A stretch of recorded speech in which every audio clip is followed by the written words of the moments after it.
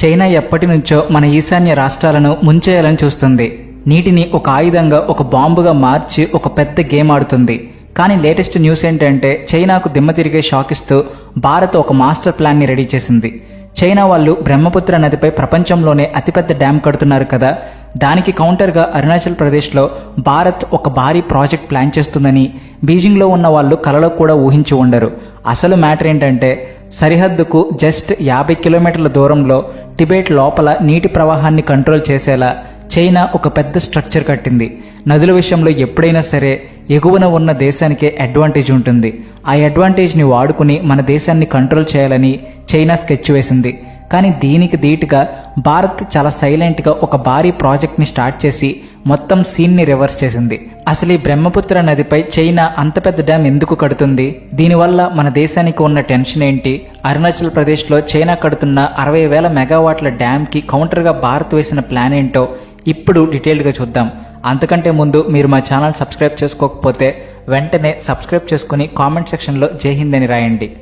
ఎన్ని సంబంధాలొచ్చినా పెళ్లి ముడి పడడం లేదా? అనారోగ్యంతో బాధపడుతున్నారా? నిత్యం సమస్యలతో సతమతమవుతున్నారా? అయితే ఒక్కసారి రుద్రవర్మ గురూజీ గారిని సంప్రదించండి. విద్య, ఉద్యోగం, వ్యాపారం, ప్రేమ, పెళ్లి, సంతానం, భార్యాభర్తల సమస్యలు, ఇలా మీ ప్రతి సమస్యకు 100% పరిష్కారం చూపబడును. చెడు ప్రయోగాలకు నివారణ చేయుట మా ప్రత్యేకత. స్త్రీ పురుష వశీకరణం చేయబడును. అన్ని సమస్యలకు ఫోన్ ద్వారానే పరిష్కారం చెప్పబడును. రుద్రశంకర జ్యోతిష పీఠం. మొబైల్ 9573711811. బ్రహ్మపుత్ర నది టిబెట్లోని మానసరోవరం దగ్గర పుడుతుంది. అక్కడ దాన్ని యార్లాంగ్ సాంగ్ అంటారు.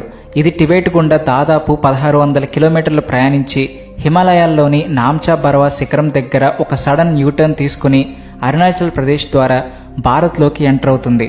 భౌగోళికంగా దీన్ని గ్రేట్ బెండ్ అంటారు. ఇక్కడే చైనా అసలు బుద్ధి బయటపడుతుంది. ఇక్కడ నది వేల అడుగుల లోతుకు చాలా స్పీడ్గా పడుతుంది. ఆ ఫోర్స్ వాడి కరెంట్ ప్రొడ్యూస్ చేయడానికి చైనా మెడాంగ్ మెగా డ్యామ్ కడుతుంది. ఇది మామూలు ప్రాజెక్ట్ కాదు బాస్. 60,000 మెగావాట్ల కెపాసిటీ ఉన్న ప్రపంచంలోనే అతిపెద్ద జల విద్యుత్ ప్రాజెక్ట్ ఇది. వరల్డ్ ఫేమస్ అయిన చైనా 3 గార్జెస్ డ్యామ్ కెపాసిటీయే కేవలం 22,500 మెగావాట్లు. ఆ డ్యామ్ కట్టినప్పుడే దాని బరువుకి భూమి తిరిగే స్పీడ్ 1 మైక్రో సెకండ్ తగ్గిపోయింది.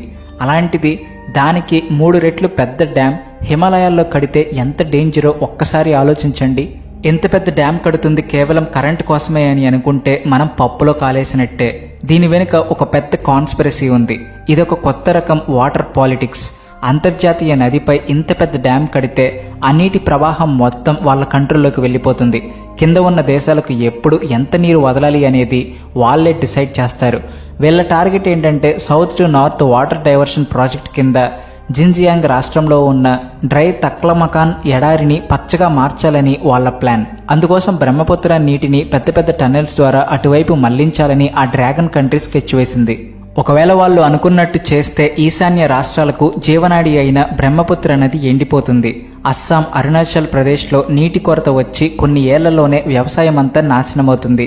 ప్రపంచానికి టీ ఎగుమతి చేసే అస్సాం టీ తోటలు దెబ్బతింటాయి. తుపాకీ పట్టుకోకుండా చైనా చేసే సైలెంట్ అటాక్ ఇది. ఒకవేళ వాళ్ళు నీళ్లు ఆపేస్తే మన రాష్ట్రాల్లో కరువు వస్తుంది. అదే వర్షాకాలంలో డ్యామ్ గేట్లు ఎత్తేసి లక్షల టన్నుల నీళ్లు వదిలితే ఎలా ఉంటుందో ఊహించండి. దాన్ని వాటర్ బాంబ్ అంటారు. ఆ వరదలకు అస్సాం, అరుణాచల్ ప్రదేశ్లోని ఊర్లు కొట్టుకుపోతాయి. చైనా తన ఇష్టం వచ్చినట్టు వరదలు, కరువులు సృష్టించే పవర్ తెచ్చుకుంటుంది. పైగా బ్రహ్మపుత్ర నది తన వెంట తెచ్చే సారవంతమైన ఒండ్రు మట్టి కూడా ఆగిపోతుంది. దీనివల్ల అస్సాంలో కజిరంగా నేషనల్ పార్క్, మజులి ద్వీపం లాంటివి దెబ్బతింటాయి. బ్రహ్మపుత్ర డాల్ఫిన్స్ అయితే కనుమరుగైపోతాయి. ఇక్కడ ఇంకొక ప్రాబ్లం ఏమిటి అంటే భారత్, పాకిస్తాన్ మధ్య సింధు జలాల ఒప్పందం ఉన్నట్టు మనకు చైనాకు మధ్య ఎలాంటి ఇంటర్నేషనల్ వాటర్ అగ్రిమెంట్ లేదు. చైనా కావాలనే ఇలాంటి ఒప్పందాలకు దూరంగా ఉంటుంది. పైగా మనకి నీటి లెవెల్స్ గురించి ఇన్ఫర్మేషన్ ఇవ్వడానికి జస్ట్ ఒక నార్మల్ అగ్రిమెంట్ మీద సైన్ చేసింది. 2012 డోక్లాం ఇష్యూ టైంలో వాళ్ళు కావాలనే మనకు నీటి డేటా ఇవ్వలేదు. దానివల్ల వరదలు వస్తాయో లేదో అంచనా వేయడం మనకు చాలా కష్టమైంది. డేటాను కూడా వాళ్ళు ఒక బ్లాక్మెయిలింగ్ టూల్లా వాడుతున్నారు. ఇలాంటి టెన్షన్స్ అన్నీ చూసి మన దేశం సైలెంట్గా కూర్చోలేదు. పేపర్ల మీద నిరసనలు, మీటింగ్లో స్పీచ్లు ఇస్తే ఈ డ్రాగన్ వినడు అని మన వాళ్లకు బాగా అర్థమైంది. వాడికి వాడి స్టైల్లోనే ఆన్సర్ ఇవ్వాలని ఫిక్స్ అయ్యారు. అందుకే అరుణాచల్ ప్రదేశ్లోని అప్పర్ సియాంగ్ జిల్లాల్లో 11,000 మెగావాట్ల సియాంగ్ అప్పర్ మల్టీపర్పస్ ప్రాజెక్ట్ కట్టబోతున్నారు. దీన్ని NHPC వాళ్ళు టేకప్ చేశారు. దాదాపు 1,50,000 కోట్ల ఖర్చుతో కడుతున్న ఈ ప్రాజెక్ట్ ఏడాదికి 47 బిలియన్ యూనిట్ల కరెంట్ ఇస్తుంది. కానీ ఈ ప్రాజెక్ట్ కడుతున్నది కేవలం కరెంట్ కోసమే కాదు, చైనా వేస్తున్న వాటర్ బాంబుని ఆపే ఒక పెద్ద షీల్డ్ ఇది. సింపుల్గా చెప్పాలంటే స్పీడ్గా వెళ్లే కారు ముందు బంపర్ ఎలాగైతే గుద్దుకున్నప్పుడు ఆ షాక్ని ఆపి లోపల ఉన్న వాళ్ళను కాపాడుతుందో మన డ్యామ్ కూడా అదే పని చేస్తుంది. ఒకవేళ చైనా వరద నీటిని ఒక్కసారిగా వదిలినా ఆ వాటర్ మొత్తం మన డ్యాంలోకి వచ్చి ఆగిపోతుంది. ఆ నీరు అస్సాం దాకా వెళ్లి ఊర్లను ముంచేయకుండా ఈ డ్యామ్ కాపాడుతుంది. వాళ్ళ వాటర్ బాంబు ఎఫెక్ట్ని మన డ్యామ్ జీరో చేసేస్తుంది. ఒకవేళ వాళ్ళు నీళ్లు వదలకుండా ఆపేసినా మన డ్యాంలో స్టోర్ చేసుకున్న నీళ్లను వాడుకుంటూ బ్రహ్మపుత్రలో ఎప్పుడు కరువు రాకుండా చూసుకోవచ్చు. ఇది నిజంగా మన రక్షణకు ఒక పవర్ఫుల్ వెపన్ లాంటిది. చైనాకి ఇలా నదులను వాడుకుని పక్క దేశాలను ఏడిపించడం కొత్తేం కాదు. సౌత్ ఈస్ట్ ఏషియాకు ప్రాణమైన మెకాంగ్ నది మీద 11 డ్యాములు కట్టి థాయిలాండ్, లావోస్, కాంబోడియా, వియత్నాం దేశాల్లో దారుణమైన కరువు తీసుకొచ్చింది. వాళ్ళు నీళ్ల కోసం అల్లాడుతుంటే చైనా తనకి నచ్చినప్పుడు కండిషన్స్ పెట్టి మరీ నీళ్లు వదిలింది. బ్రహ్మపుత్ర నదికి కూడా ఆ పరిస్థితి రాకూడదనే మన దేశం ఇంత స్ట్రాంగ్ కౌంటర్ ఇస్తుంది. చైనా వాళ్ళు వాళ్ళ ప్రాజెక్ట్ని రేయింబవల్లో ఫాస్ట్గా కడుతున్నారు. మన ప్రాజెక్ట్ ఇంకా స్టార్టింగ్ స్టేజ్లోనే ఉంది. కాబట్టి మన గవర్నమెంట్ కూడా పనులు స్పీడప్ చేస్తుంది. మన స్ట్రాటజీ కేవలం డ్యామ్ కట్టడానికే పరిమితం కాలేదు, బోర్డర్ మొత్తం డెవలప్ చేస్తున్నారు. వైబ్రెంట్ విలేజ్ ప్రోగ్రామ్ కింద బోర్డర్ గ్రామాల్లో రోడ్లు, 24 గంటల కరెంట్, హై స్పీడ్ ఇంటర్నెట్ ఇచ్చి జనాలను మళ్ళీ అక్కడ ఉండేలా చేస్తున్నారు. Arunachal Pradesh frontier highway, Sela tunnel లాంటి ప్రాజెక్టుల వల్ల మన ఆర్మీ ఈజీగా బార్డర్కి చేరుకోవచ్చు. ఈ రోడ్లు ఎంత స్ట్రాంగ్ అంటే 60 టన్నుల బరువున్న మిలిటరీ ట్యాంకులు కూడా చాలా ఈజీగా వెళ్ళొచ్చు. బోగీబీల్, ధోలా సదియా బ్రిడ్జిల వల్ల ఒకప్పుడు ఆర్మీ వెళ్ళడానికి రోజుల సమయం పట్టే చోటికి ఇప్పుడు కేవలం గంటల్లోనే వెళ్ళిపోవచ్చు. చైనా ఏమైనా తేడా చేస్తే మన ఆర్మీ వెంటనే దిగిపోతుందని వాళ్లకు ఒక స్ట్రాంగ్ వార్నింగ్ పంపుతున్నారు. ఇదంతా ఒక ఎత్తు అయితే సముద్రంలో భారత్ ఆడుతున్న గేమ్ ఇంకొక ఎత్తు. అండమాన్ నికోబార్లోని గ్రేట్ నికోబార్ దీవుల్లో మన వాళ్ళు సైలెంట్గా ఒక పెద్ద ప్రాజెక్ట్ కడుతున్నారు. అది కరెక్ట్గా మలక్కా జలసంధి దగ్గరే ఉంది. చైనాకి 70 నుంచి 80% బిజినెస్, క్రూడ్ ఆయిల్ సప్లై అంతా ఈ దారి నుంచే వెళ్తుంది. ఇది చైనాకి అత్యంత వీక్ పాయింట్.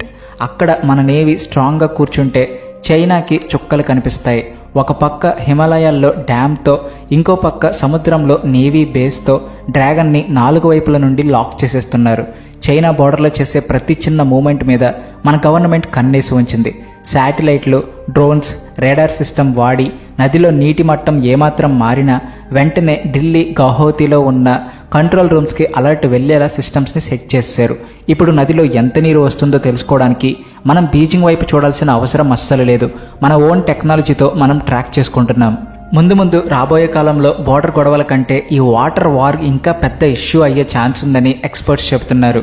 ఒకప్పుడు నీరు కేవలం బతకడానికి మాత్రమే కావాలి, కానీ ఇప్పుడు అది పాలిటిక్స్లో పవర్ఫుల్ వెపన్ అయిపోయింది. ఆసియాలోని ఇలాంటి పెద్ద నదులను ఎవరు కంట్రోల్ చేస్తే వాళ్ళదే డామినేషన్ అన్నట్టుంది పరిస్థితి.